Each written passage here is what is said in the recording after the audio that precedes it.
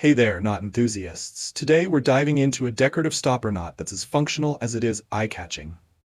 Meet the double three-ply knot, a single-strand beauty that resembles the elegant two-strand Matthew Walker knot. Let's get started. Begin by forming an underhand loop, then tuck your working end down through the loop to create an overhand knot. Next, wrap your working end around and over the standing part, shaping it into a figure-8 pattern. Here's where it gets fun.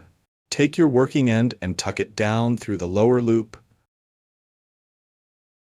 then up through the top loop, and finally down again through the lower loop. At this point, you'll see the knot forming into an intricate figure-8 with elegant wraps around the center. Now it's time to bring it all together. Grab your working end and standing part and carefully tighten the knot to start shaping it. For the finishing touch, gently push the outside loops toward the center while continuing to tighten and dress the knot for that perfect polished look.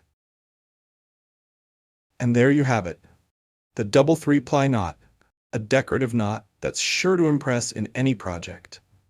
Try it out and take your knotting skills to the next level.